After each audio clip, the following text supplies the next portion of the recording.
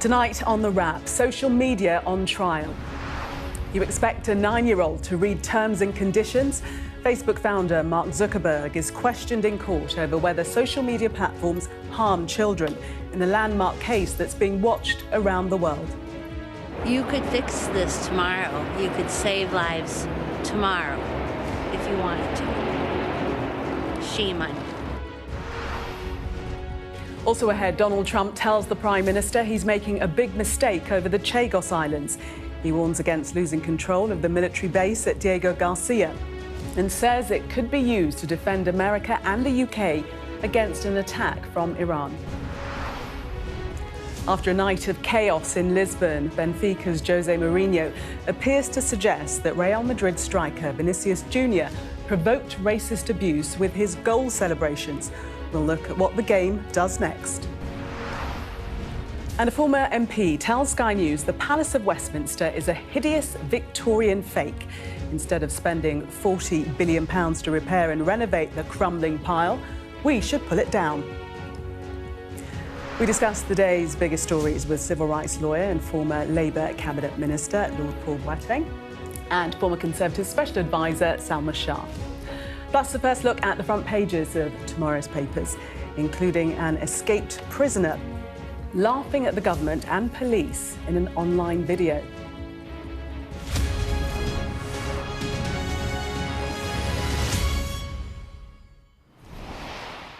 Good evening. Good evening to you both. Welcome. Facebook founder Mark Zuckerberg is in court right now answering questions on whether social media companies are deliberately addictive and harm children. Well, the case was brought by a 20-year-old Californian woman who says she's been hooked on Instagram and YouTube since childhood. It's concerns like this that have led Australia to ban social media for under 16s, and the government here to consider similar measures. Paul and Salma, your thoughts on this? Seminal moment for social media. It's very hard to bring these cases to trial, and I think, as you said in your opening, the whole world is watching, and it could have really significant consequences. Paul? I think it's Goliath in the dock, and the jury, the American juries, are Davids, and it's payback time, and they're going to hold these big boys to account for what they potentially and seemingly have done to children. And it's an opportunity for people's anxieties to be brought to the fore, and they're going to want answers. Indeed. Well, our correspondent Martha Kellner is in the courtroom. She sent us this update during a short break.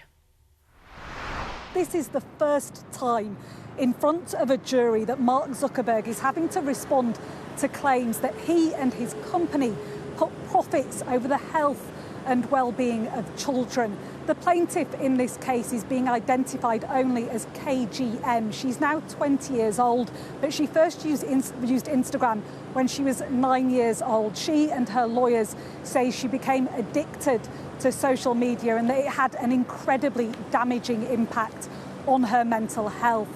Mark Zuckerberg has been asked about Instagram's policy apologies, which doesn't allow under 13-year-olds on Instagram. But there are documents which circulated internally within Facebook, which KGM's lawyers say prove that children under 13 are on Instagram in large numbers.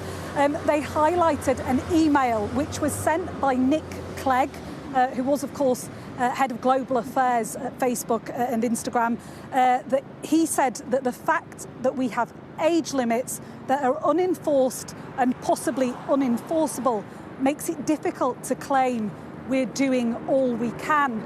The lawyers in this case also, for the plaintiff, also cited internal chat messages between Facebook employees in 2017.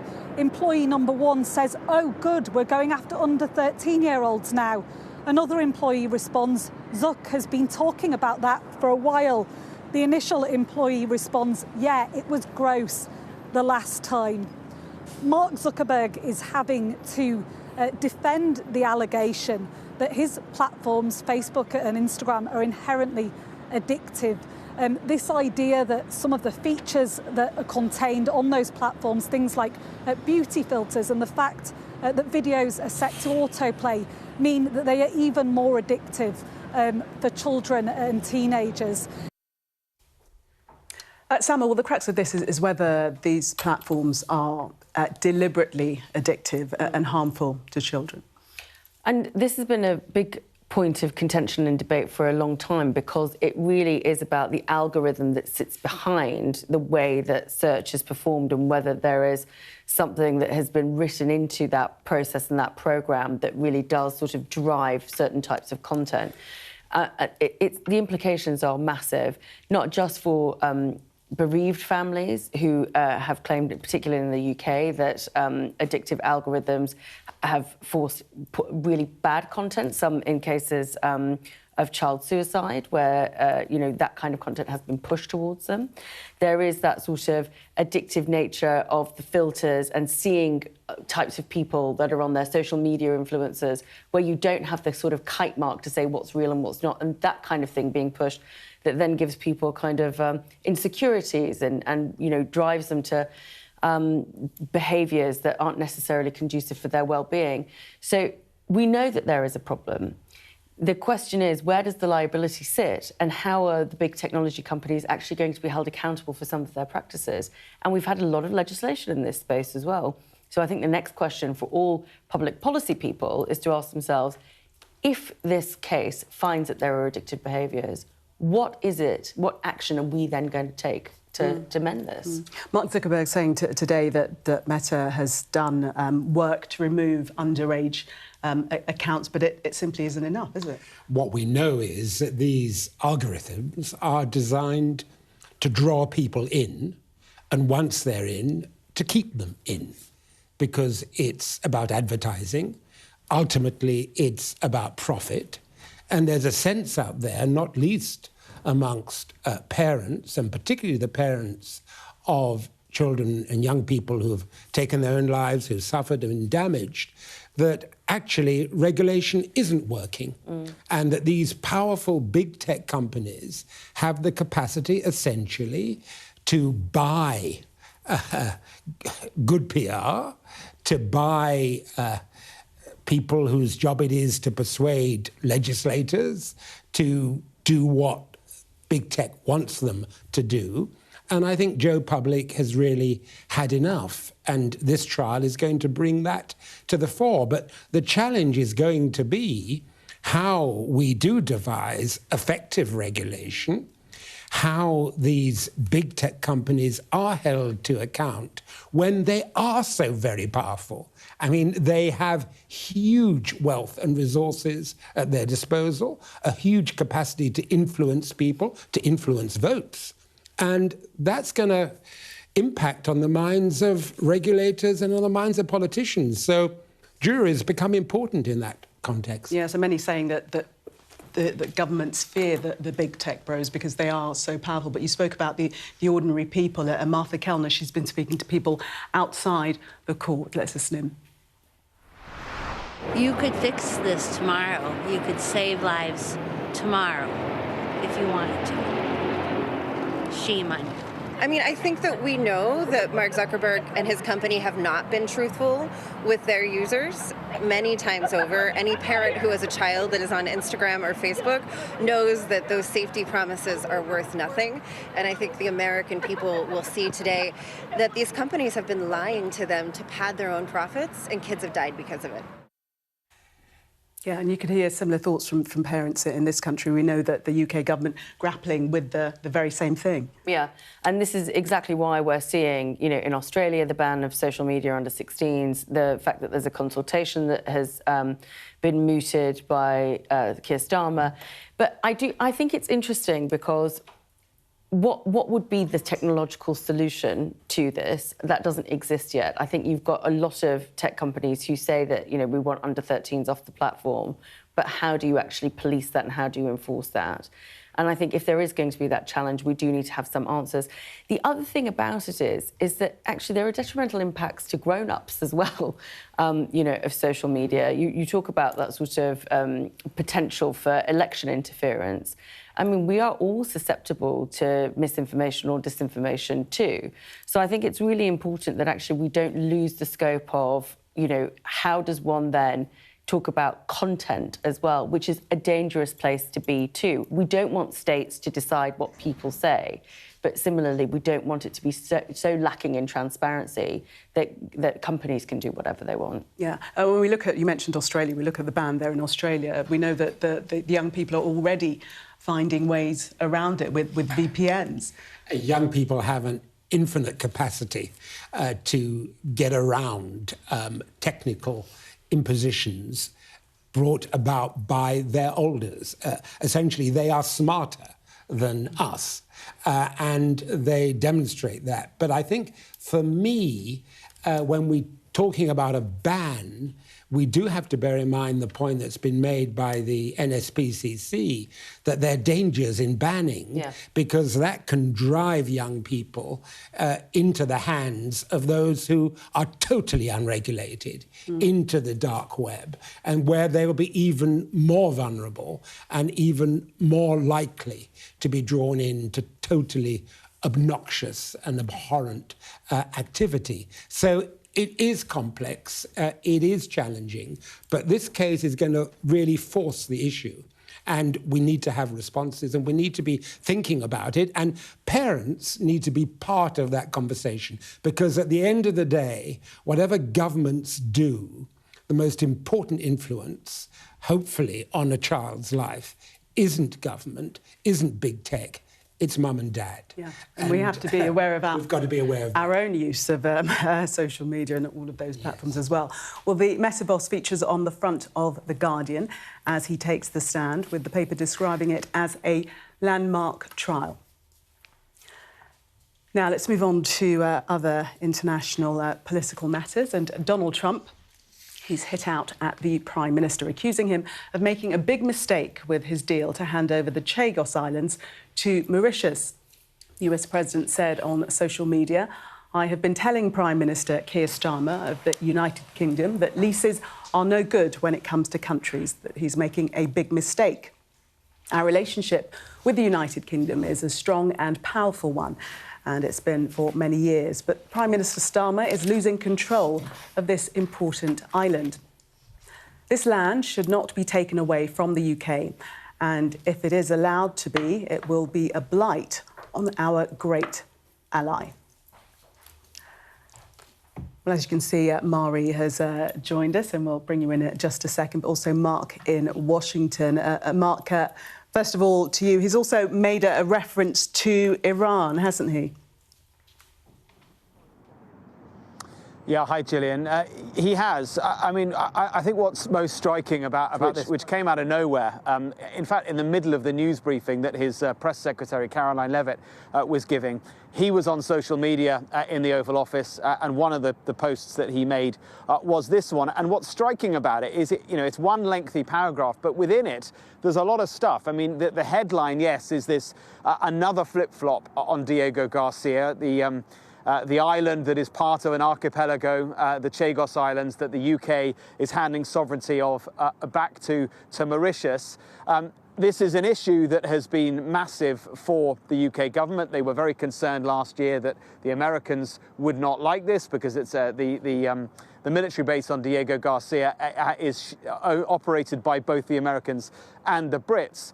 So they were worried that Trump wouldn't like it. Turns out he was fine with it last year. The State Department said it was all OK, signed and done. No problem there. And then a couple of months ago, Trump had a massive problem with it, said it was very stupid to do this. Then there was, after a bit of Diplo panic here in Washington among the Brits, they managed to smooth things over. It was all OK again. And then this tweet. So that's the headline. But underneath that, really interesting stuff about Iran here. He's weaving all this Diego Garcia stuff in with Iran. Remember, at the moment, there are two aircraft carrier group, US aircraft carrier groups in the region, one almost there, the other already there. An armada, a mighty armada, as Trump heaps pressure on Iran in order to to do a deal with the United States. He needs Britain for that. He needs places like Fairford, RAF Fairford in Gloucestershire, which he references in that tweet, and he says he might need Diego Garcia as well. So a huge amount wrapped up in there. And then just at the end, he talks about wokeism in the UK as well. So an awful lot in one tweet. Indeed, as always. Mark, thank you very much for the moment. Mari, has the UK government been knocked sideways by this? Because I think earlier, a few hours before the social media post from Donald Trump, the US government was suggesting that they agreed with the deal. Yeah. And yet he's changed his mind again. Exactly. So I think Number 10 will probably be nursing a bit of whiplash this evening because, as you say, we had a statement on the US government website only yesterday saying we support this deal. Fast forward not even 24 hours and suddenly Donald Trump is posting on social media that it's a terrible deal, it's a disaster, and it's not only going to put the UK's national security at risk but also the US's national security at risk by the fact that we are such close allies. And I think realistically, those in government have been quite taken aback, quite blindsided by this. It's definitely fair to say this came out of the blue and they were not expecting it. And now they are trying to find a way to calm the temperature back down and actually show that actually this deal is not necessarily dead in the water because of one post on social media. Let me read you what the Foreign Office have said in the past hour or so.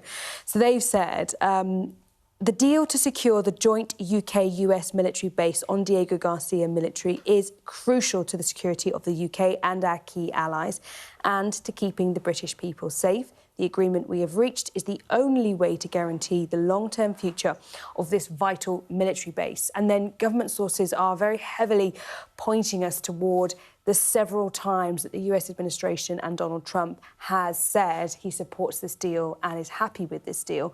And they are trying to remind us all that Donald Trump has changed his mind several times and perhaps even tomorrow he might be changing his mind again and he'll say it's a great deal. And that is what Keir Starmer is having to kind of grapple with.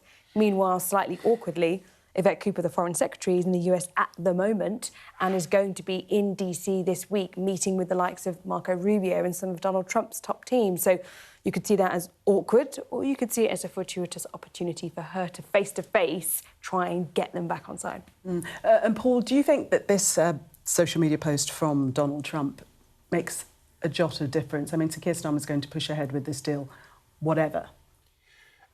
Look, we are faced globally, the free world, with a situation in which it's absolutely vital that the United States, the United Kingdom, the European Union operates in a way that is consistent with international law and that promotes stability. And the United Kingdom government really cannot be faulted on this because it consulted with the US government prior to the final treaty being approved. And the US government stated, and I've got it in front of me, this: following a comprehensive interagency review, this is what the US government did, it determined that the agreement secures the long-term, stable and effective operation of the joint US-UK military facility at Diego Garcia. That was the determination of the United States government at the time. Trump went on to say in February of this year that he was inclined to go along with the agreement, and he had a feeling that it's going to work out very well. That's what he said in February. He has then changed his mind on a number of occasions since. We can only proceed on the basis of rational, considered review and assessment. And any rational review sees this agreement as providing the best long-term, stable and effective operation of this key base. We've got to cling on to that truth. Trump will tweet what Trump will tweet, but the facts remain, and we have to stick with the facts. Before you come in, Salma, I just want to read a social media post from Kemi Badenoch in which she says that Trump is right. As I've said before, Starmer's Chagos deal is an act of great stupidity. Paying $35 billion to surrender the islands is complete self-sabotage. Salma. I mean, I agree with Kemi Badenoch on this because, actually, let's take Trump out of the equation. Let's take Trump out of the equation. And as you've just said, Paul, it is about the facts of the case that are in front of us, which is about our own geopolitical certainty in our strategic placement because of the base at Diego Garcia. There is no guarantee that a lease of 99 years will secure that if the Mauritian government changes, if the dynamics in the East change. That does not mean that the base is secure, and we have to acknowledge that. A lease agreement is not as safe as sovereignty. The difficulty we have is that, obviously, Trump sort of, moving around on this doesn't help that certainty, whatever the deal might be. The bill that supports this deal has not yet passed Parliament.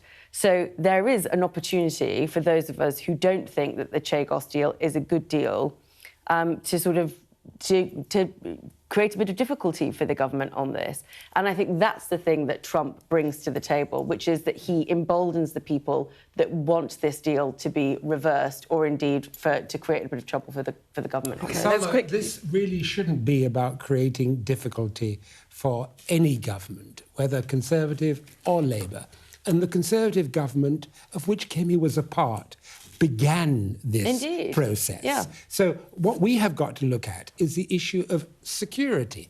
It may well be that the treaty is not ideal in a number of respects, but what it does do is to preserve the base, the key US-UK base. And if we're living as we are living, if we're living it in an insecure time with many threats, then we need to put that at the forefront of our minds. And really, for Kemi to play politics and to try and utilise Trump in that particular game isn't being the state's we are running out of time. We are running out of time. Just to say, the UK government, their quote is: the deal to secure the joint UK-US military base on Diego Garcia is crucial to the security of the UK and our key allies. Just bring Mark back in on that point. Are we likely? I know you can't predict what Donald Trump's going to do, but might we see another change of mind?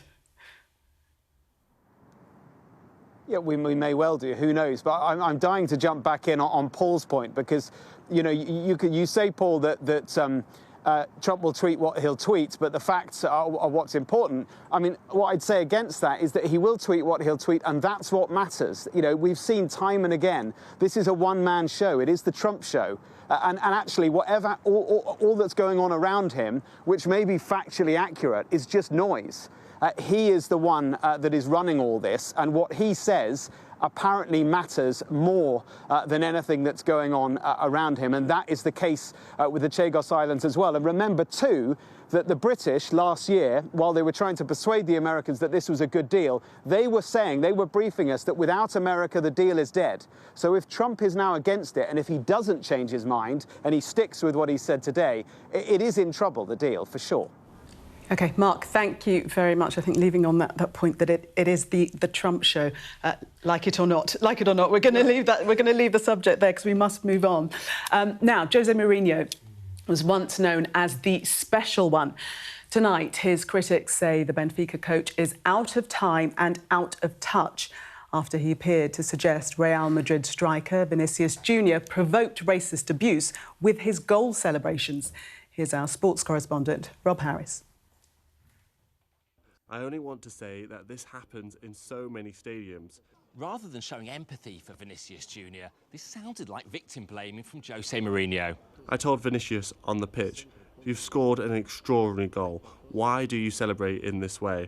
The Benfica manager quickly dismissed the racism complaint from the Real Madrid star in their Champions League match. This is what happened in Lisbon. Vinicius had just put Madrid in front with a goal 5 minutes into the second half, celebrating here in front of the Benfica fans before being shown a yellow card for that. Before the match could restart, the Brazilian was seen talking to Gianluca Prestiani.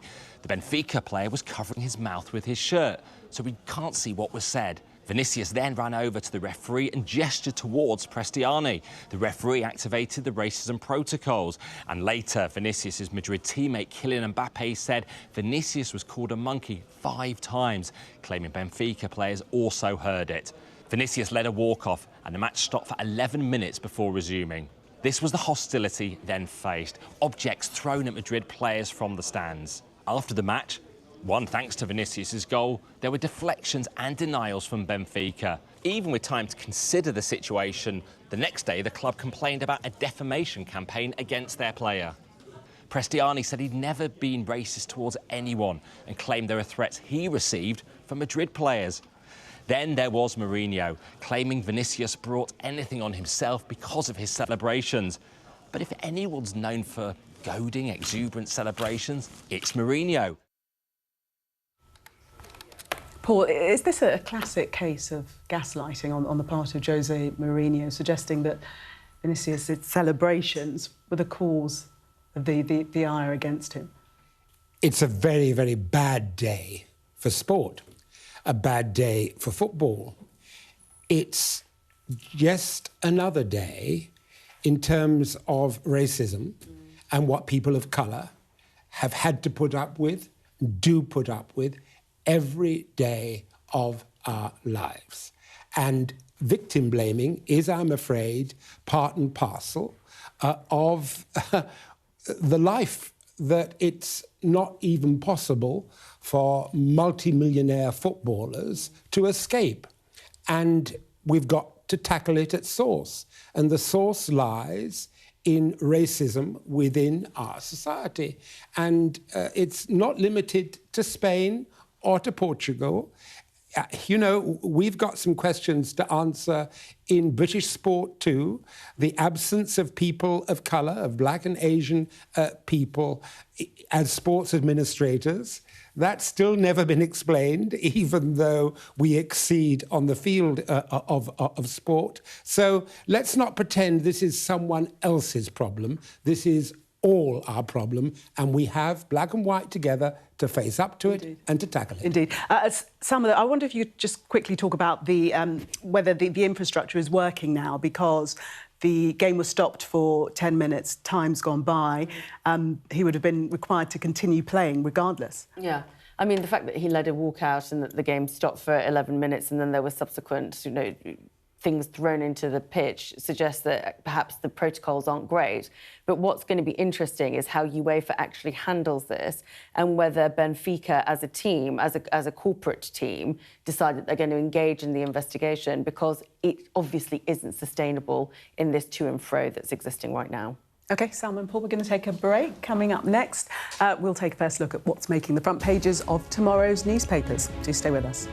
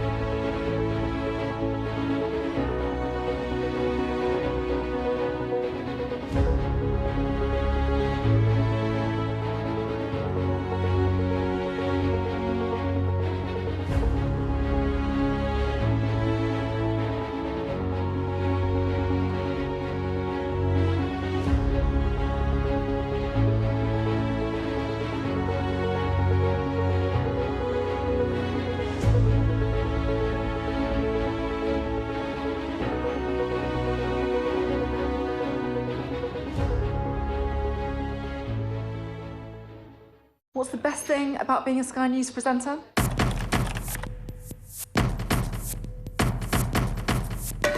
We've done the work and the reading, so you don't have to. Being a Sky News presenter. Hello and welcome. Westminster, the heart of British politics. I'm so sorry about what happened to you. So what on earth is going on? It's not true. Can I tell you what I think? It's really unusual. Mornings with Richard and Frost. Let's crack on. Let's get started. You are watching The Wrap. Time now to see what's making the front pages of tomorrow's newspapers. Well, The Guardian puts Mark Zuckerberg on its front page, answering questions in court today on whether social media companies are deliberately addictive and harm children. The Telegraph reports on Donald Trump telling Sir Keir Starmer not to give away Diego Garcia in a fresh attack on Starmer's Chagos Islands deal. The Metro lead on a jailed robber mocking the police and government in a rap video while on the run after escaping custody twice in 1 week. The Eye reports that the police are encouraging people to come forward if they have any information related to the allegations of human trafficking and sexual assault in the Epstein files. The Express has an exclusive with a grooming gang survivor who says that the PM does not care about victims and has ignored their concerns. The Daily Mail leads on military and spy chiefs warning the Prime Minister that he needs to commit to doubling defence spending as Britain faces a 1936 moment. The Mirror also has an exclusive on a pub landlady who was gifted £2.5 million from Tony Martin, the farmer who shot dead a teenage intruder in 1999. The Financial Times reports that Christine Lagarde is expected to leave her role as president of the European Central Bank early, so her successor can be chosen by Macron and Merz. If you could turn back time is on the front of the Daily Star as Brooklyn Beckham is pictured wearing the over £200,000 watch his dad bought him. That's despite removing his family tattoos. And The Sun lead on the great news for football fans as they reveal ministers have agreed to late opening times for all knockout rounds of this summer's World Cup. Salma, you'd be really pleased about that. You're not a sporting fan. I'm just joshing. I'm just joshing. You're not really into the football. Shall we start with the Guardian front page? The report that deepfake nudes and revenge porn must be removed from the internet within 48 hours, or technology firms risk being blocked in the UK. This is Sir Keir Starmer. He's actually written a piece for the Guardian. Yeah, and it's really interesting because they're expecting that Ofcom, the regulator that governs online safety, could have these powers as early as the summer to force the removal within 48 hours of deepfakes and revenge porn, as is classified here. But I wonder if the government's actually done any work yet to try and understand whether that is possible, whether the media platforms, the technology platforms that we have, whether they have an infrastructure there that can actually go through, assess, and remove some of this content, which sometimes I think has been a blocker. But no doubt this is going to be something that lots of people are in favour of. I know plenty of people who've been victims of deepfakes. We talk about it, we see more and more stories coming up around this, particularly around nudification of women on some of these platforms and the worry of what AI is going to bring to this issue. So I think it's a good thing for the Prime Minister to do. I think it's great that they've got a plan of how they're going to create that law and how it's going to be enforced by Ofcom. But let's just pause to see, actually, if the technology companies have the capacity to remove in that time, because that could be the difficulty. But from the article we read that the social media companies and the porn sites, if they fail to act, they could face fines of up to 10% of their qualifying worldwide revenue or have services blocked in the UK. So there is a heavy threat hanging over them. We have to hit them where it hurts most, which is in their pockets.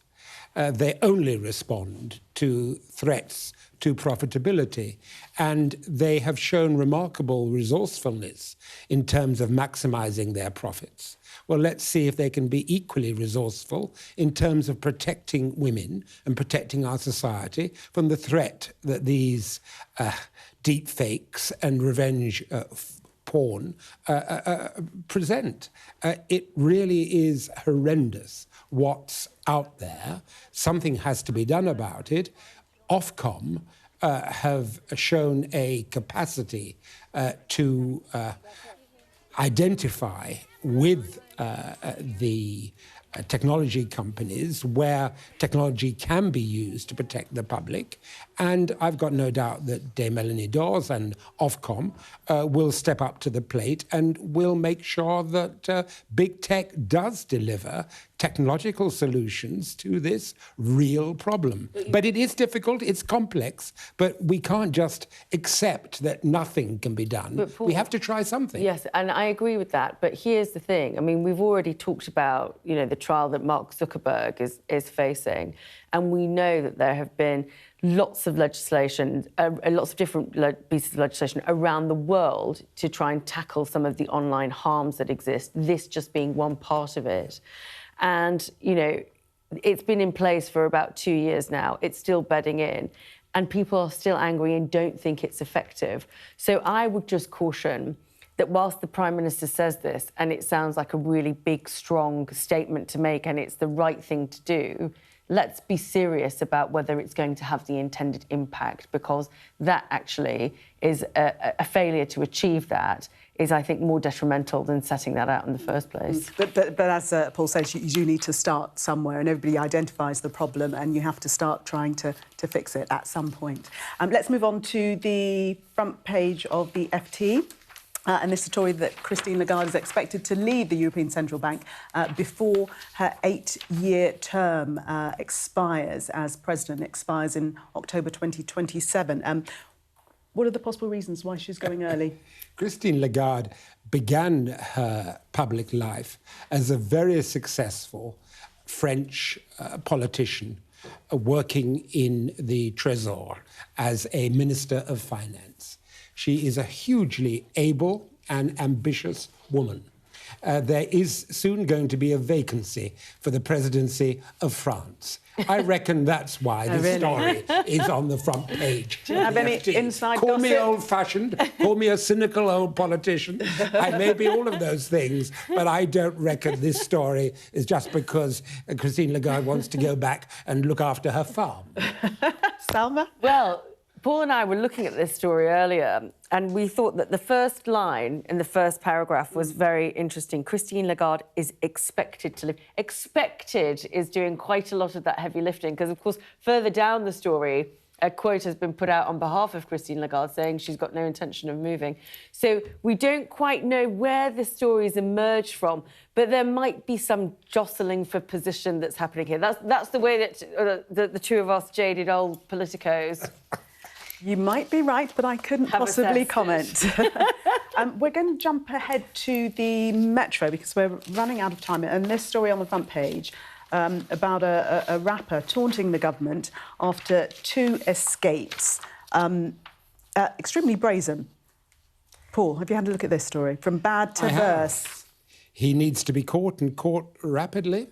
And justice must take its course.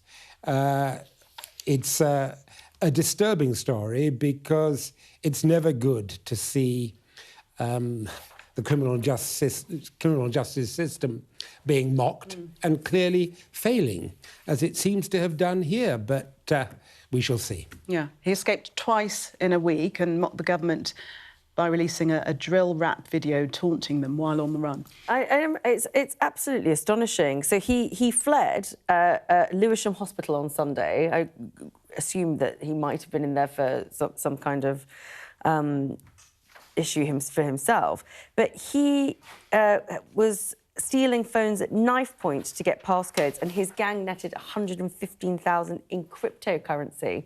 So this is not sort of, you know, a kid gone bad. This is about serious organised crime, so we need to get him, and quickly. We're going to jump ahead to the Mail, this leading on the military spy chiefs warning the Prime Minister that he needs to commit to doubling defence spending as Britain faces a 1936 moment. Much debate about the amount spent on defence in recent days. I think this is a 1936 moment. I think we are facing an existential threat to democracy. I think the rise of authoritarian regimes in our world requires a response. And I think we have to have a serious conversation with the public about how it's going to be paid for. And I think one of the things we have to be prepared to look at is the issue of borrowing in order to protect. There never has been a conflict where it has been possible for government on its own to address military and security demands without actually issuing war bonds. Or indeed, in this case, peace bonds in order to preserve the peace. And we have to be prepared to have that conversation because the requirement to spend more on our military, to spend more on our defence, is, it seems to me, plain and self-evident. But it is going to require innovative ways of raising that finance. Salma, do you think the public would be ready to spend more on defence? Would they accept higher taxes, for instance, to pay for it? I think this is very, very difficult because we're already hugely taxed in this country. We have a very high rate of tax and it's going to get worse. And I think that there are going to be questions about other government spending, so efficiencies in the NHS, the benefits bill, for example, and that includes in-work benefits and also pensions. So all of that is going to come up for grabs. I do think it's interesting, this Daily Mail story, because the path to 5%, so we currently spend 2.4% of GDP, it's about £60 billion on defence spending, and we want to raise that to 5%. So getting there is going to be difficult. But I think they also have to show, the military top brass that is, they have to show how they're going to spend it because warfare is changing constantly. And I think if the public is going to be brought on side, we need some sense that actually the spending is going to be good and we're not going to see all these stories about poor equipment, defunct technologies, poor procurement within the MOD. We have to have some kind of confidence that it's going to be spent well. We do have to have that confidence and we do have constantly to be vigilant in terms of ensuring that we do procure military equipment better than we have done in the past. But we do have to be prepared to look not just at taxation, but at innovative forms of financing, which includes war bonds, borrowing, in order to raise the money. Germany has done just that. They have exempted certain forms of military spending from their ordinary borrowing requirements. And I think we have to do the same. But we do have to be very honest with the public about it. And we also have to recognise that, you know, it's not just a question of equipment. It's getting increasingly hard to persuade people to join the armed forces. And so, you know, we do have to say to young people that this is a career that is open to you, that it's worthwhile, that it's praiseworthy, and that it's a good thing to be involved in the defence of your country. And that requires us being brave enough to go out there and to engage in these conversations and to support the military in so doing. And I think we've got to do that. Now, we're going to change topic, but we're talking about an environment that you're both very familiar with. To its admirers, the Palace of Westminster is one of the world's great buildings. But former MP and Times columnist Matthew Parris has a different view. He says it's a hideous Victorian fake that should be demolished. Have a listen. Bulldoze the lot. That's what I say. It's a fake. It's a Victorian mock Gothic fake. And it's horrible to work in. I was an MP there for 7 years, and you'll find that most members of Parliament, of course, they revere the place. It's iconic, etc., etc. They take their constituents reverently round to look at all the statues. But when they work, they go across the road to Portcullis House, which is modern, light, airy, and clean. The House of Commons is a smelly old place. The carpets are smelly. The wallpaper, it really kind of screams at you, and you have an impression in this enormous space, and it is enormous, you have an impression always of being cramped.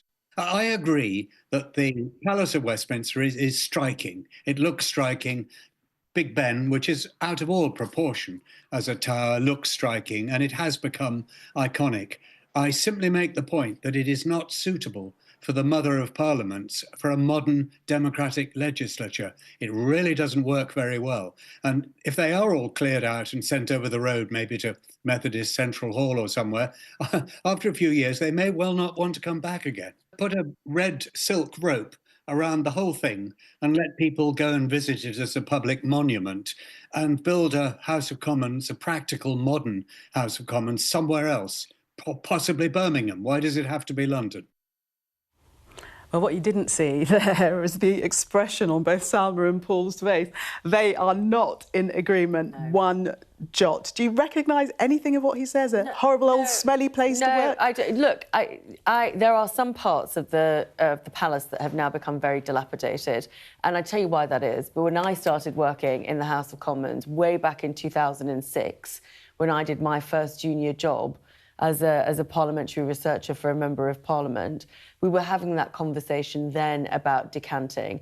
And we're talking, nearly 20 years ago, in fact, exactly 20 years ago, and the reason the cost keeps going up of this place and why it's getting dank and dilapidated is because MPs will not make a decision about what they're going to do. They need to fix it. Once your parliament starts to crumble, it's a sign that your country is starting to crumble. And this idea that they just cannot make a decision about what's going to happen, whether it's going to be on a 10-year period or a 40-year period or whatever it's going to be, that is what is costing more money. That is what's creating all of this problem. So I'm afraid, and I also don't agree with Matthew's characterisation of it at all. Sorry, Paul, I will let you get in there. But it's a magical place to work. Everything has been built up over centuries. There are still original parts of the building from 1097. That's Westminster Hall. It's where the world leaders come to. They come for a reason. You can't just erase parts of history, parts of the thing that make us culturally great. I like Matthew Paris a lot. I read his column. I could not disagree with him more. Right, you can get off your political soapbox now and let Paul have a go. Matthew's got a column to write. Fair enough. But I love the place. It's a great privilege to work there. My very first office, quotes unquotes, in the palace was off Westminster Hall, which dates back to 1099, which was a desk with 6 other members of Parliament, Conservative, Labour and Lib Dem, in a corridor. But it was a wonderful corridor, and I was just hugely privileged to work there and was very grateful for the opportunity that my constituents gave me to work there. I graduated in time to an office in Portcullis House, which is also actually a modern part of the Palace of Westminster. That's what Matthew Paris is saying. As Matthew said, that it works very well, but the whole place works well. It is a historical monument. It's the symbol of parliamentary democracy known the world over. We must protect it, we must preserve it, but also, and importantly, we must make it fit for generations to come. And that means that MPs and Lords have to agree on a way forward so that we can make the place safe and secure for generations to come. Right. Knock it down, not on your life, Matthew. We can safely say they do not agree with you, Matthew Paris. Not in this studio. Well, we're going to take a break now. We'll see you on the other side when we come back. Donald Trump's controversial health secretary's eye-catching plan to make America healthy again. Stay with us.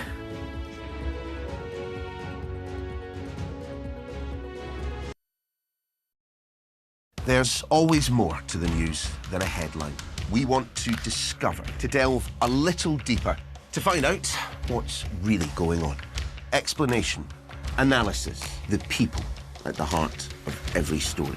I'm Neil Patterson, and this is the Sky News Daily Podcast. So, by the end, we'll hopefully all understand what's going on in the world just that little better. Available wherever you get your podcasts. We've come to one of Moscow's Cold War bunkers. It was built as a top-secret command centre. Being here really feels like you're stepping back in time. I'm Ivor Bennett, Sky's Moscow correspondent. A show of military might and menace. Courage, bravery and sacrifice will win the day. It's a new subject. They'll learn about combat drones and some how to handle a Kalashnikov. The Kremlin continues to put forward its own version of events, both present and past. There's no mention of the fact that Russia invaded its neighbour. That's rewriting history, isn't it? Now we have to read it carefully. Vladimir Putin put forward his plan for a ceasefire in Ukraine, telling Kiev, pull out of your eastern territories and the war will end. Why should the West trust you? Frankly, I don't care whether the West trusts us or not. Vladimir Putin is already the Kremlin's longest-serving leader since Stalin. The question is, what will a fifth Putin term mean for Russia and the world? Why do you support Vladimir Putin, Mr. Segal? I can't answer questions that stupid. I've watched Vladimir Putin attempt to create a new world order. The St. Petersburg Economic Forum was the backdrop to Vladimir Putin's latest verbal volley that Russia could send missiles to other nations to target the West. Ambassador, I wonder, shall we have a quick word for Sky News? Is the West right? Are you fueling Russia's war machine? Swedish media, oh my God, you're not afraid of being here. American journalist Evan Gershkovich is on trial here, but was first on display. Russia says Evan Gershkovich was caught red-handed, but has never produced any evidence to back that up. Sky News. Get the full story first.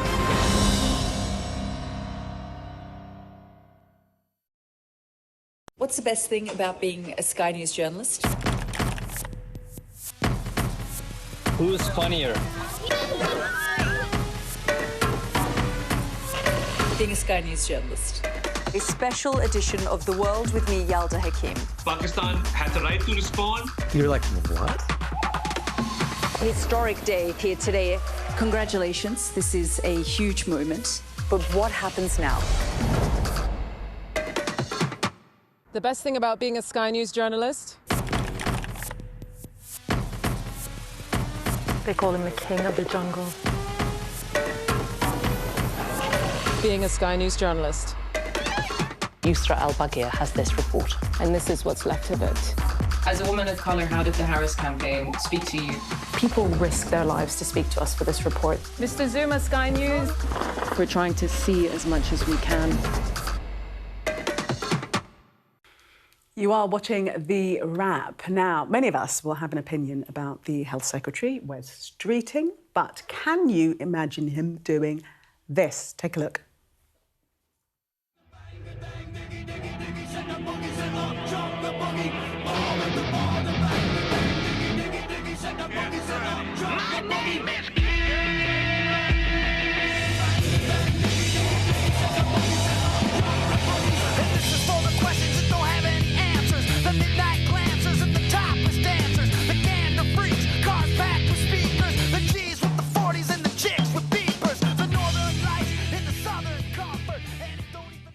That is RFK Jr., the Health Secretary, with Kid Rock.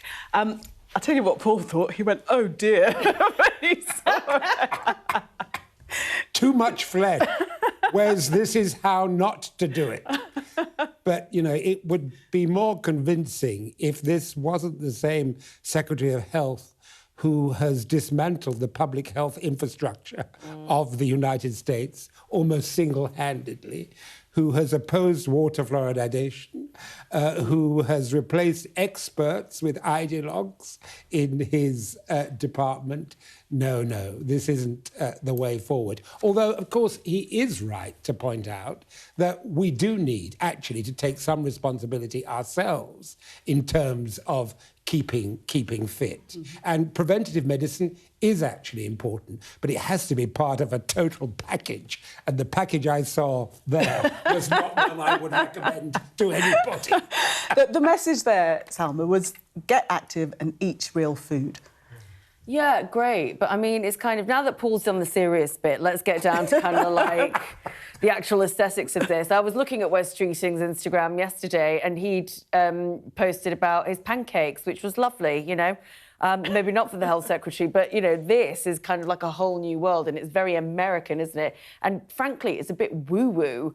You know, let's be in the sauna and do our push-ups and you know, cycle in our jeans. So, yeah, great, good message, but it feels a bit thirsty. That's what the young people say when they're trying to attract attention. Oh, thanks, Salma. Thirsty. Yes, yeah, Paul. I'm going to take that one down. I've learned something. Salma and Paul, thank you so much. Stay with us for much more at the top of the hour.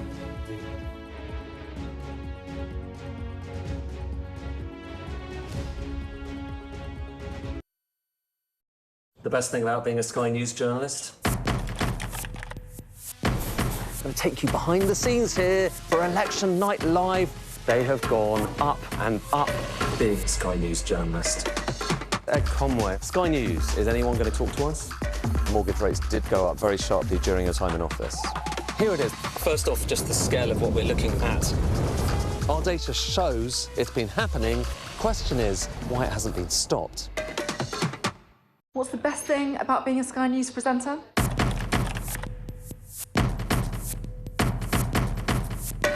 We've done the work and the reading, so you don't have to. Being a Sky News presenter.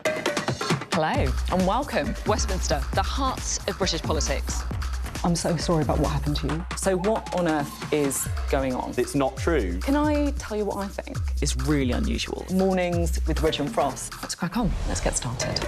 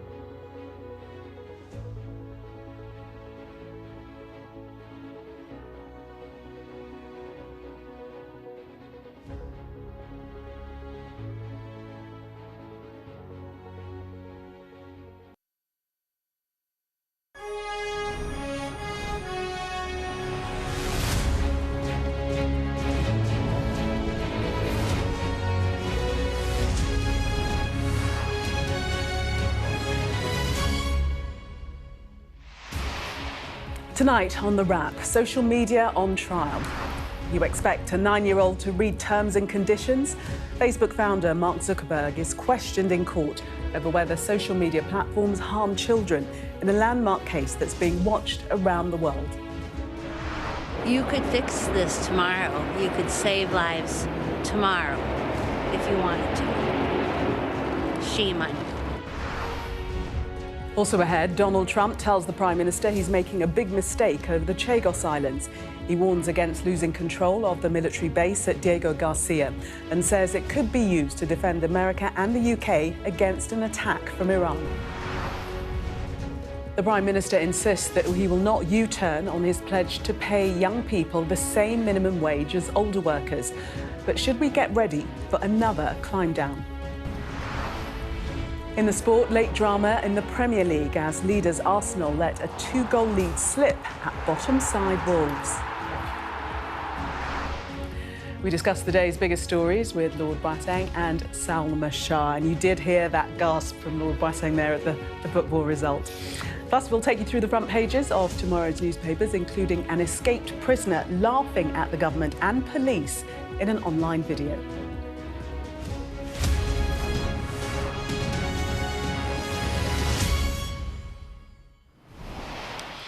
Good evening. Well, Facebook founder Mark Zuckerberg is in court right now answering questions on whether social media companies are deliberately addictive and harm children.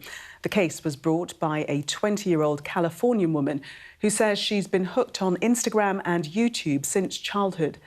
It's concerns like this that have led Australia to ban social media for under-16s and the government here to consider similar measures. Paul and Salma, your thoughts? How important is this, well, test case, really?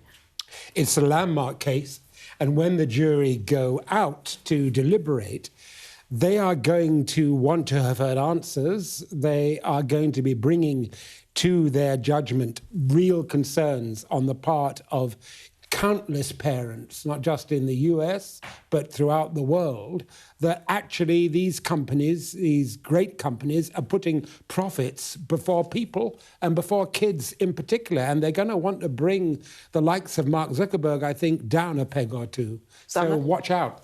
Sam? I think this is going to be a seismic case. I think if the addiction is proved and it's not correlation, it's causation, we're all going to feel the repercussions of it. Well, our correspondent Martha Kellner is in the courtroom right now.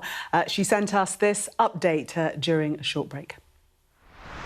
This is the first time in front of a jury that Mark Zuckerberg is having to respond to claims that he and his company put profits over the health and well-being of children. The plaintiff in this case is being identified only as KGM. She's now 20 years old, but she first used Instagram when she was 9 years old. She and her lawyers say she became addicted to social media and that it had an incredibly damaging impact on her mental health.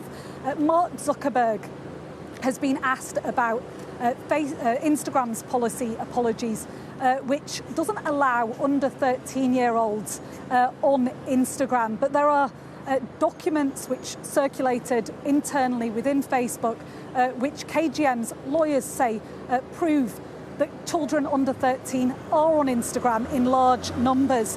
They highlighted an email which was sent by Nick Clegg, who was, of course, head of global affairs at Facebook and Instagram, that he said that the fact that we have age limits that are unenforced and possibly unenforceable makes it difficult to claim we're doing all we can. The lawyers in this case also, for the plaintiff, also cited internal chat messages between Facebook employees in 2017. Employee number 1 says, "Oh, good, we're going after under 13-year-olds now." Another employee responds, "Zuck has been talking about that for a while." The initial employee responds, "Yeah, it was gross the last time." Mark Zuckerberg is having to defend the allegation that his platforms, Facebook and Instagram, are inherently addictive. This idea that some of the features that are contained on those platforms, things like beauty filters and the fact that videos are set to autoplay, mean that they are even more addictive for children and teenagers. Well, we'll bring Paul and Salma in a moment. But first, Martha has also been speaking to people outside the court. You could fix this tomorrow. You could save lives tomorrow if you wanted to. Shame on you. I mean, I think that we know that Mark Zuckerberg and his company have not been truthful with their users many times over. Any parent who has a child that is on Instagram or Facebook knows that those safety promises are worth nothing. And I think the American people will see today that these companies have been lying to them to pad their own profits, and kids have died because of it. OK, well, we heard there from those people outside of the court, parents and family involved and having their own cases potentially to bring in the future. But we know it's a question and a conundrum that's also being thought about this side of the pond. Yeah, and this is why this case is so important, because it will inform how regulators start enforcing and policing social media platforms, and perhaps even lead to sort of more stringent repercussions for poor behaviour. What I think is interesting about this is that the issues around the algorithms that have run social media platforms and the lack of access to them, I think that is going to be a question in future about how regulators are able to review them and think about the harm that is associated, not just with the content that people see, which in and of itself can be harmful, but the way that things are brought to your attention.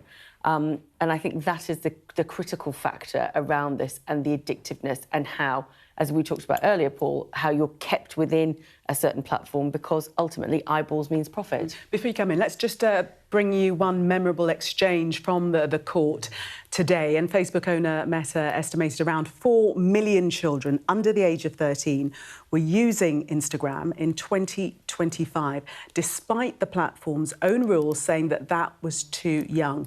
Zuckerberg says you have to agree to the terms upon signing up, but there are a set of people who lie about their age in order to use the services. The lawyer Mark Lanier retorted, "You expect a 9-year-old to read terms and conditions?" To which Zuckerberg said, "We've evolved over time to add a lot more controls." That sounds pretty thin, doesn't it, when we know what we know about the use of these platforms by underage children? I don't think that reply will wash with that jury, or indeed any jury anywhere. What we do know is that these, and Salma's absolutely right, these algorithms are designed to draw people in and then to hold them in. And the purpose of that is profit. It's advertising, it's revenue. And I'm afraid the tech giants don't really have the capacity to answer the question that is put to them by the jury. Well, what are you actually going to do to stop this if your motive is to maximize your profit? You're not doing anything that's near enough to protect children. And given that, I don't see any way out for these tech companies other than to put their hands up and say, yes, we're going to have to do things differently. And I think the public authorities, governments, regulators are going to have to work with the industry in order to build the confidence of the public, of juries, of parents, into a system that actually works. That's not easy, because it's complicated, it's technical, the technology is changing all the time, but it's got to be done, and the companies have got to come clean and put their hands up. Well, Mark Zuckerberg saying today that there was a time when they were pushing for getting people to stay on their platforms for the maximum amount of time, but they've evolved, and it's now more about building a community. But the Meta boss features on the front of The Guardian as he takes the stand with a paper describing it as a landmark trial. So let us move on. Who else have we got in the news? Donald Trump. One Donald Trump again. Well, he's hit out at the Prime Minister, accusing him of making a big mistake with his deal to hand over the Chagos Islands to Mauritius. The US President said on social media, "I've been telling Prime Minister Keir Starmer of the United Kingdom that leases are no good when it comes to countries, and that he is making a big mistake." Our relationship with the United Kingdom is a strong and powerful one, and it has been for many years. But Prime Minister Starmer is losing control of this important island. This land should not be taken away from the UK, and if it is allowed to be, it will be a blight on our great ally. As if by magic, Mari has joined us. Political magic there. What is going on? How many times has he changed his mind? Yeah, this is it's a bit of a back and forth, and Mark Stone was basically talking about how this is political flip-flopping from Donald Trump, and essentially what we've got now is the UK government having to deal with this kind of ever-changing winds of Donald Trump and his administration, and so they are trying to diplomatically and sensitively deal with this and try and keep the deal on track. So let's talk about what the government have issued in terms of the official Foreign Office statement this evening. So they've said the deal to secure the joint UK-US military base on Diego Garcia military is crucial to the security of the UK and our key allies, and to keeping the British people safe. The agreement we have reached is the only way to guarantee the long-term future of this vital military base. So basically what they're saying is this is still a good deal, this is what we agree with, and this is what we want, despite the fact that Donald Trump is trashing the deal very, very publicly on social media and borderline telling Keir Starmer what to do. And, of course, you have opposition parties, some of them saying this is fantastic news, we've been saying this all along, Trump is with us. Others, like the Lib Dems, are saying, actually, this is a sign that the US is not on our side and we shouldn't be taking orders from Donald Trump, we should be focusing on our friends over in Europe. Well, as we've been discussing, President Trump's stance on the Chagos Islands has shifted a lot in the last 12 months. This is what he said back in February last year when the Prime Minister visited the White House. I have a feeling it's going to work out very well. They're talking about a very long-term, powerful lease, a very strong lease, about 140 years, actually. That's a long time. And I think we'll be inclined to go along with your country. But then last month, the US President posted this on Truth Social. Shockingly, our brilliant NATO ally, the United Kingdom, is currently planning to give away the island of Diego Garcia, the site of a vital US military base, to Mauritius. And to do so for no reason whatsoever, in capitals. There is no doubt that China and Russia have noticed this act of total weakness. But then, following a phone call with the PM on the 5th of February, he said, I understand that the deal Prime Minister Starmer has made, according to many, is the best he could make. I don't think he quite understands what he believes. Well, look, the Conservative Party and the Lib Dems, taking different views, will, of course, oppose what the government does. That's politics. But what the government has to do is to put the security of the nation first and to put the US-UK alliance first. What the agreement does do is to secure the base for 99 years with an option to extend. What it does do is limit the capacity of China and other malign forces to take control over the outer islands of the Chagos. And what it achieved, because the UK government didn't sign it without the United States government officials saying that it did secure, quotes, and I've got it here, the long-term, stable and effective operation of the base, key to our maritime security and US-UK NATO intelligence in the Indian Ocean. That's what was said. Government has to act accordingly on the basis of the facts, not simply in response to tweets and the vagaries of Donald Trump's view on this matter. But, Salma, you agree with Donald Trump, don't you? And also with Kemi Badenoch, who said that it is ridiculous. Which one of the Donald Trump statements does Selma agree with? Would you like to be... That's very true. That's very true. With the version the latest one. Of Donald Trump that agrees with me. What a surprise! There's a point that I want to pick you up on there, Paul, which is it's not just politics. There is fundamental differences in the way that we think about the Chagos deal and whether it is the right thing to do for our strategic security for the long term. So we talk about a 99-year lease. That is still under threat from what the Mauritians may decide to do in the future. This is not a binding commitment in the way that sovereignty is, and you would argue, some people have, including my think tank Policy Exchange, that a lot of the legalese around the Chagos deal was quite spurious, and it could be tested in international courts if it really came to that, even though the Mauritians have talked about Chagos for decades. So I think it's really important that we don't lose ourselves in the sort of pendulum swing of Donald Trump's emotions around the Chagos deals and miss the point that there is a fundamental strategic difference that is not just about politics, it is actually about the long-term security of the UK. And whilst Donald Trump is still in the position that I share, I'm hoping he continues there. And there we will leave it for the moment.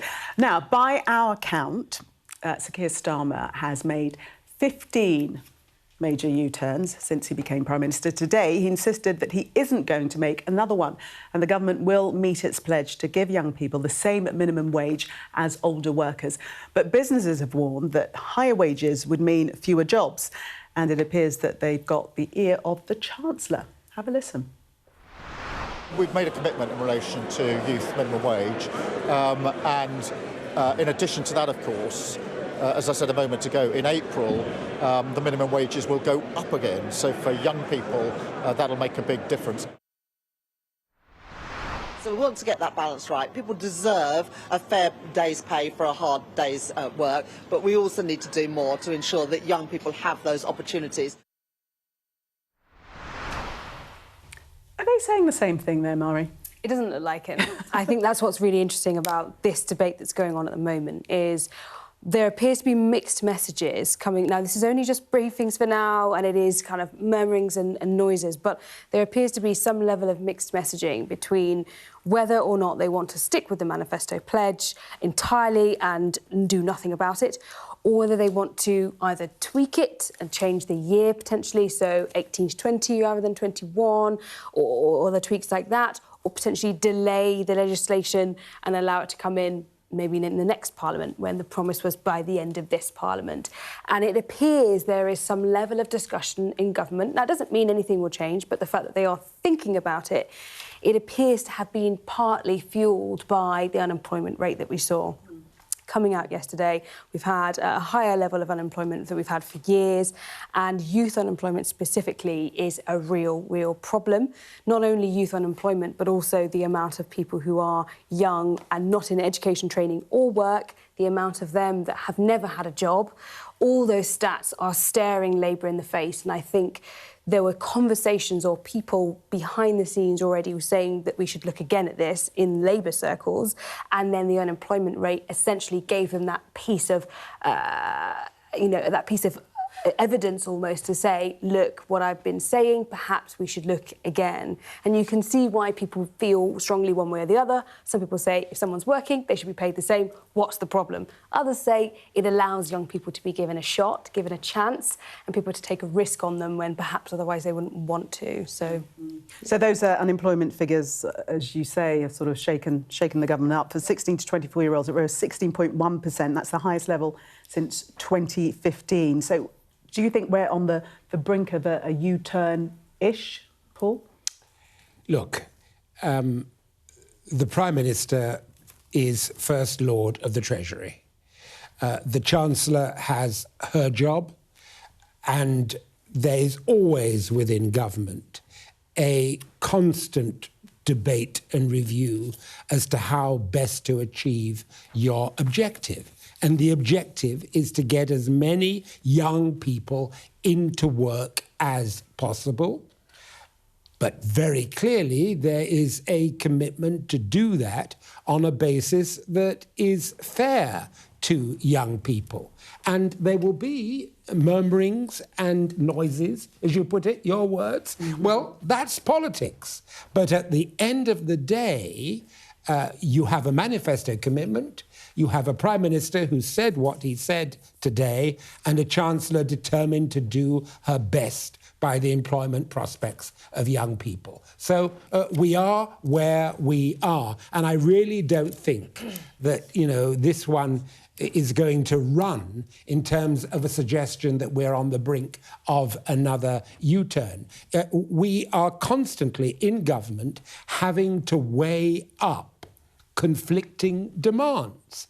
But what will take precedence at the end of the day is the Prime Minister's will, and the Prime Minister, as First Lord of the Treasury, has made it clear what his will is. OK. Well, we have seen, I only bring it up because we have seen 15 U-turns thus far. I'm not going to list them all, but there they are on the screen. Yeah. Well, there they are. As you're busy counting. Well, look at them. But look, I'm afraid that's government. And, you know, the notion, and I know it's something that the media, you've got to do it, but the notion that somehow when a government decides to make a change because the facts have changed, that's something that should be deprecated, I don't think that's the way to do serious politics. That's not, I mean, look, the BAFTAs are coming up. I think we should give you a nomination for that amazing cover that you did for the government. You're doing better than most of the front bench.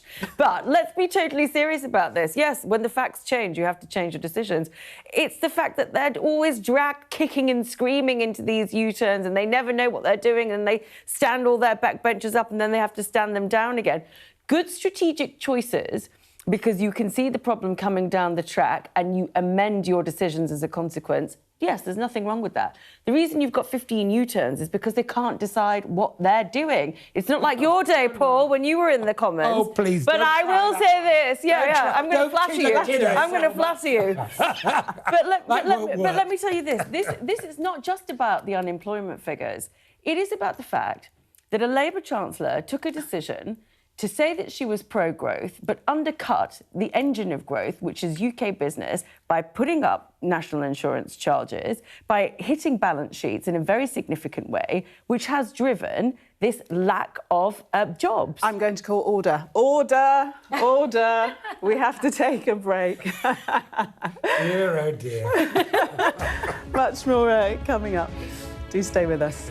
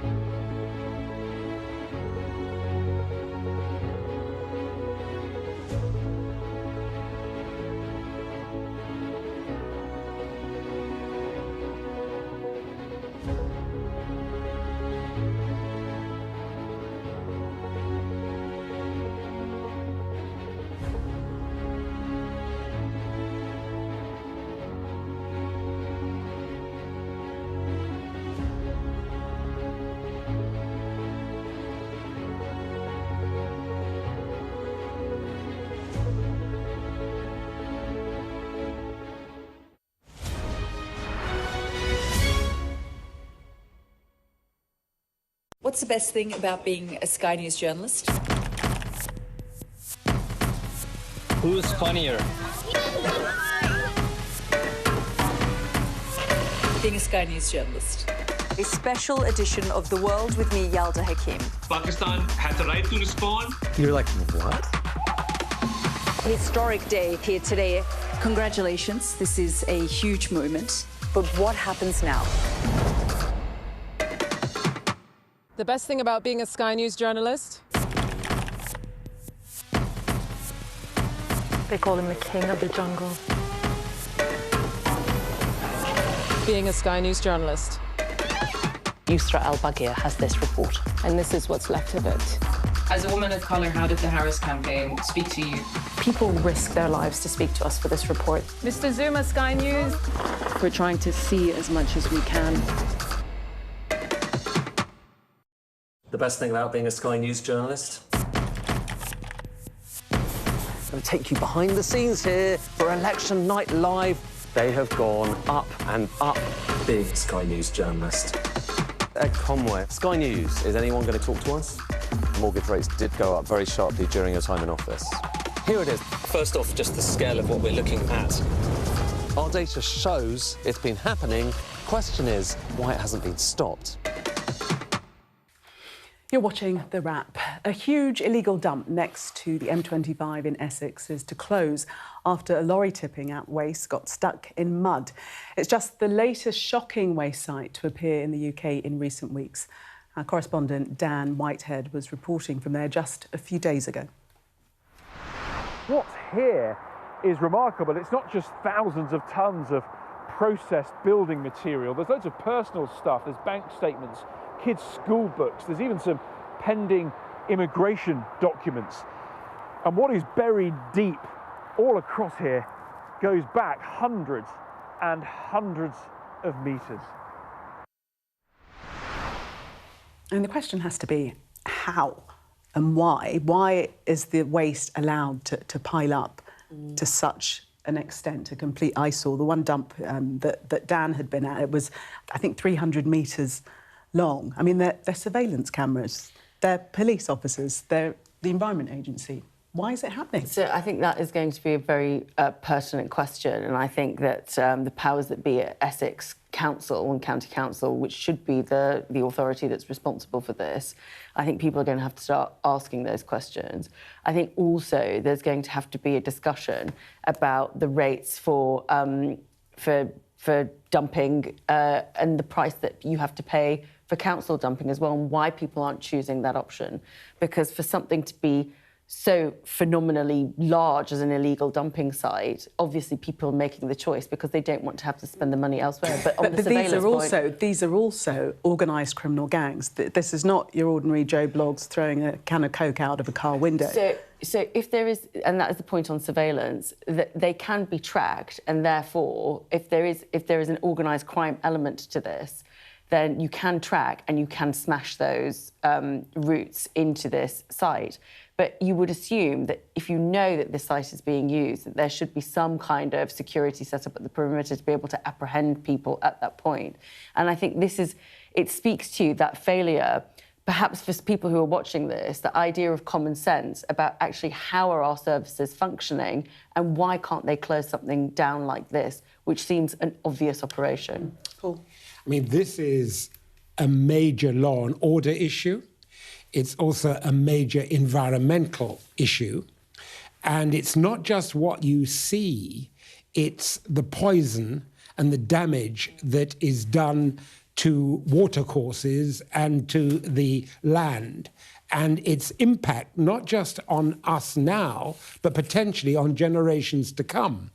So it has to be sorted in a way that involves Environmental Protection Agency, yes, but also, importantly, local authorities and the police and the National Criminal Intelligence Network, all working together, a multi-agency approach. But undoubtedly, what we're witnessing too, I'm afraid, is a breakdown in cooperation between different authorities, and I fear somewhere there's been an under-resourcing and an under-investment in the preventative actions that are necessary to stop this happening in the first place, because it's clear that organised crime has got a hold on this. And therefore, talking of smashing the gangs, this is a gang that has got to be smashed, because if we don't, we're literally poisoning our own future. Indeed, but it is taking a very long time, because the Environment Agency has been investigating this particular site for 12 months, would you believe, and it's just been growing day by day. Well, all the more important that your journalists are out there showing the truth.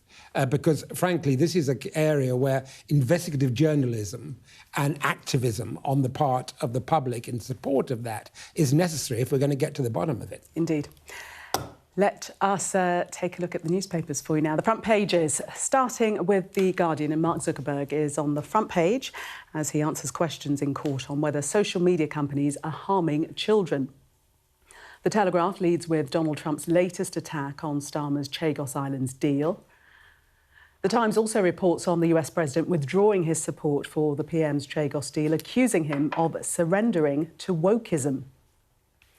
The Metro has the story of a jailed robber mocking the police and government in a rap video while on the run after escaping custody twice in 1 week.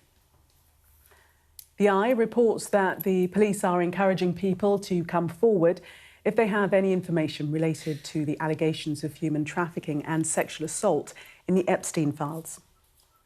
The Express has an exclusive interview with a grooming gang survivor who says that the Prime Minister does not care about victims and has ignored their concerns. The Daily Mail carries a warning from military and spy chiefs to the government that it needs to commit to doubling defence spending as Britain faces a 1936 moment. The Mirror speaks to a pub landlady who was gifted £2.5 million from Tony Martin. That's the farmer who shot dead a teenage intruder in 1999. The Financial Times reports that Christine Lagarde is expected to leave her role as President of the European Central Bank early so that her successor can be chosen by the French and German presidents. If you could turn back time is the Daily Star headline, as Brooklyn Beckham is pictured wearing the £220,000 watch his dad bought him. This is despite removing his family tattoos. And The Sun leads with big news for football fans as it reveals that ministers have agreed to late opening times for all knockout rounds of this summer's World Cup. Let's start with the Times story. This is inside this that children face a review of the right to special needs support at 11. So that is the idea that they would be reappraised when they're about to start secondary school. Paul? I think if you're a hard-pressed parent of a child who is experiencing the real challenge that a child with special need faces in terms of keeping up with their classmates, in terms of getting the sort of education that will enable them to thrive and flourish, you want legal rights. And you want the right to challenge decisions by governors and local authorities and head teachers in order to protect your child. And I think that anything that undermines the rights of parents in this area in order to do the best by their children is to be deprecated. So let's see what proposals come forward. But I think a child's best defence is the love of its parents and the engagement of its parents backed up by the law. And anything that weakens the law can't be good for children. Mm. But this strikes me as a policy that's going to need cash injection, isn't it? Because, you know, special needs need one-to-one attention. Yeah, and this is very reminiscent, this story. If we take it away from the policy and talk about the politics for a moment, this is very reminiscent of the potential down-the-line defeat as the government had on the PIP payments, you will recall, on welfare, because similarly, there was a soaring cost associated with the PIP. Government had seen that perhaps some of the diagnosis around some of the PIP was not correct. And so there is this point of review for children with special educational needs just to reassess whether they actually need that kind of support. And Paul, you're absolutely right. If my child was going through this and was reassessed and I did not get that support, I would fight tooth and claw for that. And so what you're going to see then, there are a lot of letters going into backbench MPs about this particular issue, especially if a child who formerly had support now is no longer going to get support. And you can see how that's going to sort of create a political issue. I would just advise the government to learn the lessons of PIP if they do want to get this through and try and understand the evidence base that they actually have to be able to deliver this policy. Because if they cannot get government spending under control, and this is one of the places that they've identified as a change, then they really need to be able to get this through. And so that is going to need a lot of management on their part for backbenchers and indeed the public. Can I just move us ahead to please. The I? Cheaper mortgages on the way as inflation falls to 3%. Nearly 2 million homeowners could soon pay less interest on their mortgages after inflation fell to 3% yesterday. Paul? Well, this is good news by any measure. And Rachel Reeves deserves credit for her work with the Bank of England and her overall stewardship of the economy in bringing inflation down. So cheaper mortgages are a good thing. What we also, of course, need to see is support for local authorities, support for the construction industry in order to get more new house builds started. Because simply reducing mortgage rates doesn't get new homes built. And what I hope to see, and I don't believe it's impossible, I mean, I am old enough to remember a time in which there was a bipartisan consensus between Conservative and Labour about building houses for rent by local authorities. I don't believe there's any substitute for that. And I do think we have to be prepared to go back to the future in order to provide homes. The notion that the private sector alone can do it without support for local authorities to build homes is purely fanciful. So I do hope that it's possible for there to be some bipartisan consensus about home building, because without that, low and cheaper mortgages ain't going to see the changes we need to see in the housing market. Salma, I'm going to do a bit of a gear change and take you all the way to the Metro, page 11. Succession drama in North Korea. Tell us about that. Oh, I'm obsessed with this story. I haven't read this copy, but I have been following this news story. So, of course, we know that in North Korea there is a dictatorship that's passed down through the Kim Jong family. And Kim Jong-un, the dictator, has been seen with his daughter, who has now widely been tipped as the successor that's going to take over from him.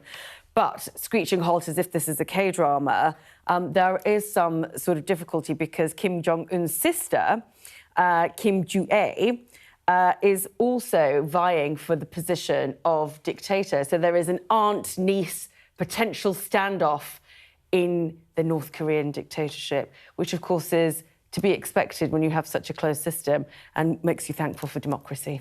Oh, you've explained that exquisitely. The intrigue. On that note, we are going to take a break. Much more coming up next.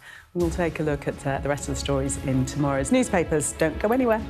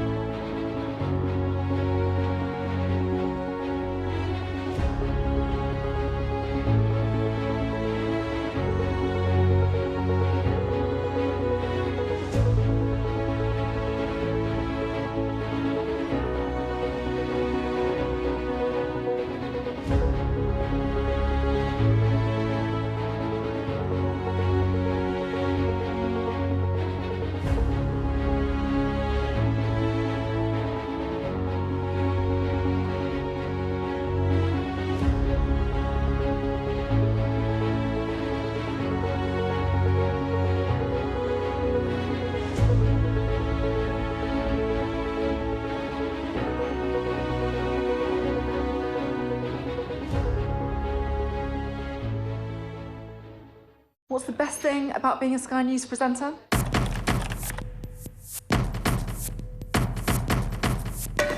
We've done the work and the reading, so you don't have to. Being a Sky News presenter. Hello and welcome. Westminster, the heart of British politics. I'm so sorry about what happened to you. So what on earth is going on? It's not true. Can I tell you what I think? It's really unusual. Mornings with Richard and Frost. Let's crack on. Let's get started. You are watching The Wrap. Lord Paul Boateng and Salma Shah still with us, taking us through the papers. Let's have a look at the Times and this story regarding pesticides being linked to cancer and infertility used on UK produce. Worrying headline. Salma. Yeah, so the EU has had sort of an evidence base around certain pesticides, 10 in total, as I'm just reading this story. So they've analysed some documents, and the EU regulators have banned them. But it seems that British shoppers are still being sold food with toxic pesticides, and there are a couple of sort of things that we should take away from this. One is, how are we matching that EU regulation, as it's still one of our largest trading partners? And two, possibly more importantly, what kind of documentation are we actually sharing so that we have that same sort of information? So I think it's one of those stories that if you are concerned about health, if you're concerned about food production in the UK, if you're an agricultural business, this is so fundamental to, you know, our lives that we should have a little bit more of an idea about what's going into the way that the produce is grown. Yeah, I mean, extremely disturbing. 10 substances prohibited in the EU due to serious health. If this is one of the Brexit freedoms we were promised, I really wish we hadn't got this one, because the freedom to be poisoned isn't what people voted for. So we really have got to get a grip on this. And I'm very disturbed to read that a recent report commissioned by CropLife UK, which represents agrochemical companies, warned that moving immediately to EU standards could cost the farming industry as much as £810 million in the first year. Well, if it costs that and saves lives and stops deformities, then that's going to have to be paid out of the profits of the agrochemical industry, because the public must be protected from these substances. You know, when we look at the burdens on the NHS, the cost of not dealing with poisons in your food is far greater than the cost to the industry now. So this really has got to be sorted, and sorted as a matter of urgency. Yeah, the Health and Safety Executive, which regulate pesticides, said that it could review approval for substances if new safety information came to light. I mean, I'm also always very concerned when there are unpronounceable names that are associated with the food that I'm eating. So I think that is the real red flag for me here. But there's a little crop of the list in the Times. So if anybody actually wants to have a look at what those substances are, I mean, you know, check the label as well, I think would be an important thing. But this is where consumer power is really, really important. Yes. If it's on there, don't buy it. Yeah, we can't pronounce the names, but it's on the apples and pears, on potatoes, cereals and oilseed rape, berries, maize, sugar and fodder beet. So this is one to read carefully, actually, and look at the detail. Let's move to the Mail front page. Britain faces a 1936 moment. This is Defence Chief warning this, and that really the budget should be increased on defence. It's a spend that has to be incurred. But the question is, will the public be accepting of that? And I think this is really interesting because there is the issue itself about increasing our defence spending from 2.4% of GDP to 5%, which is a significant shift. But also, the reason this is on the front page of the Mail is because you have military and spy chiefs that have written a letter that says that basically the Prime Minister isn't being honest, and it tantalisingly sort of cuts off before we get into the story as to why Keir Starmer isn't being particularly honest about it. And it's been signed by former Defence Secretary Ben Wallace and former National Security Advisor Lord Kim Darroch as well. I think fundamentally we all accept that the world is getting to be a bit more of a dangerous place, but are we willing to pay for that defence at the expense of benefits or at the expense of the NHS? Because those are the trade-offs we're going to have to make. Well, let's just, because we're running out of time, we just wanted to get to the Sun, the extended opening hours because of the World Cup. Good news? Look, it's great news. We should, it should be celebratory. I mean, hopefully there's going to be things for us to celebrate. But to be honest with you, I'm so anxiety-riddled, I can't go to the pub. I just sit in the corner and wait for the match to be over. Look, I'm an Arsenal supporter. Oh, bad luck. And after tonight's news, I'm going to need a stiff drink now. Yeah. Never mind waiting well, the headlines. Until such time Swig as we when come you're to the winning. World Cup. Well, yeah, but don't worry, Arsenal will win through in the end. But I need a drink. Paul and Salma, thank you so much for taking us through the papers. The sport is coming up next. Late drama in the Premier League as leaders Arsenal slip up at bottom side. Wolves is crying. There's always more to the news than a headline. We want to discover, to delve a little deeper, to find out what's really going on. Explanation, analysis, the people at the heart of every story. I'm Neil Patterson, and this is the Sky News Daily Podcast. So, by the end, we'll hopefully all understand what's going on in the world just that little better. Available wherever you get your podcasts. We've come to one of Moscow's Cold War bunkers. It was built as a top-secret command centre. Being here really feels like you're stepping back in time. I'm Ivor Bennett, Sky's Moscow correspondent. A show of military might and menace. Courage, bravery and sacrifice will win the day. It's a new subject. They'll learn about combat drones and some how to handle a Kalashnikov. The Kremlin continues to put forward its own version of events, both present and past. There's no mention of the fact that Russia invaded its neighbour. That's rewriting history, isn't it? Now we have to read it carefully. Vladimir Putin put forward his plan for a ceasefire in Ukraine, telling Kiev, pull out of your eastern territories and the war will end. Why should the West trust you? Frankly, I don't care whether the West trusts us or not. Vladimir Putin is already the Kremlin's longest-serving leader since Stalin. The question is, what will a fifth Putin term mean for Russia and the world? Why do you support Vladimir Putin, Mr. Segal? I can't answer questions that stupid. I've watched Vladimir Putin attempt to create a new world order. The St. Petersburg Economic Forum was the backdrop to Vladimir Putin's latest verbal volley that Russia could send missiles to other nations to target the West. Ambassador, I wonder, shall we have a quick word for Sky News? Is the West right? Are you fueling Russia's war machine? British media, oh my God, you're not afraid of being here. American journalist Evan Gershkovich is on trial here, but was first on display. Russia says Evan Gershkovich was caught red-handed, but has never produced any evidence to back that up. Sky News.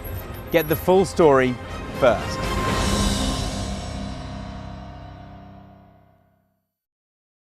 What's the best thing about being a Sky News journalist? Who's funnier? Being a Sky News journalist. A special edition of The World with me, Yalda Hakim. Pakistan had the right to respond. You're like, what? A historic day here today. Congratulations, this is a huge moment. But what happens now? The best thing about being a Sky News journalist? They call him the king of the jungle. Being a Sky News journalist. Yusra Al-Baghir has this report. And this is what's left of it. As a woman of colour, how did the Harris campaign speak to you? People risk their lives to speak to us for this report. Mr. Zuma, Sky News. We're trying to see as much as we can. Time now to catch up on all the very latest sports news with Teddy.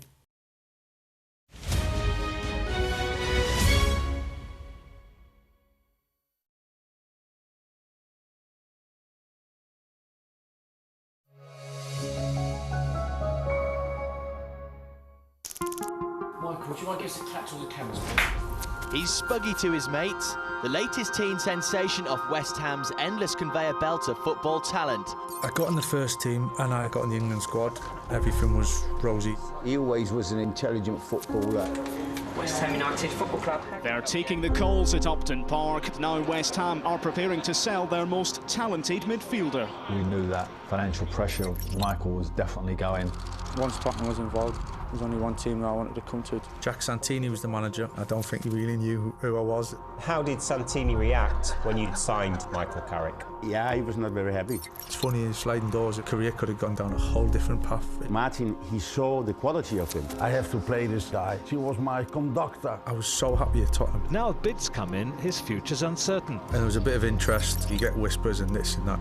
I approached Daniel. We'd like to buy Michael. He clearly at that point said he's not for sale. Daniel was pretty stubborn. He was a great negotiator. There's a myth around Daniel that perhaps it's warranted. Thinking that they're going to go and sign someone else. Every million, 2 million after that was quite a lot. Did you ever think about walking away? No, I don't think so. I think the very fact that Alex wanted him, I was confident. He said, I want between 10 and 12, and ended up getting 18. That was Daniel, and fair play to him.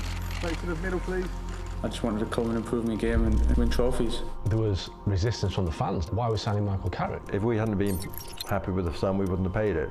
Too much, if I'm honest, at that time. It was Got his shirt number? 16, number 16. There was no way I was replacing Roy Keane. Totally different characters, players. There is only one Roy Keane, so don't try to find him. That didn't bother me one bit. One of the most important and best midfielders we've had. I feel just totally privileged. Dreams, really.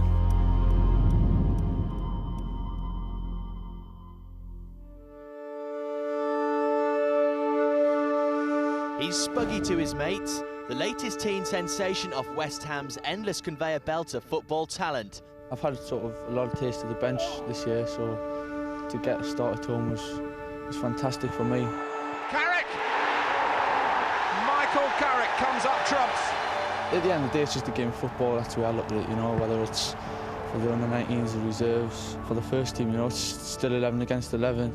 When I was 13 or 14, I went to about 10, 12, 14 clubs around the country for trials and loved West Ham, just settled at West Ham. He was a young lad that used to come down during the school holidays from the northeast. Newcastle didn't want him. He was in that area but wasn't on their radar. Suddenly I see him go from 5 foot to 6'2". He really did shoot up. He always was an intelligent footballer. He knew the game, good pass for the ball. I loaned him to Swindon, and I remember getting a phone call. It was Johnny Frankham, the jockey, rang me and said, I've just seen the best player I've seen in years at Swindon since Glenn Hoddle played. Your kid Carrick obviously brought him back into the fold at West Ham. He's been the biggest.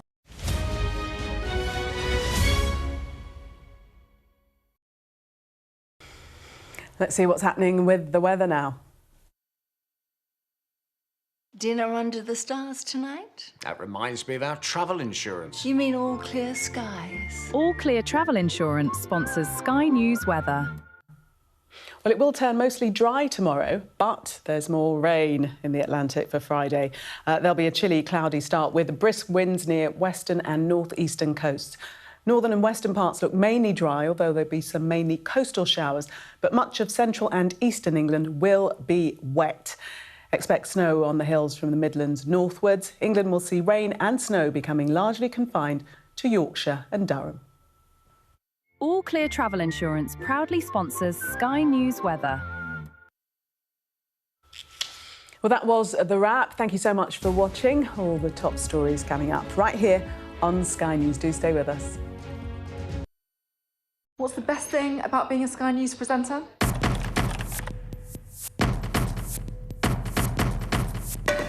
We've done the work and the reading, so you don't have to. Being a Sky News presenter.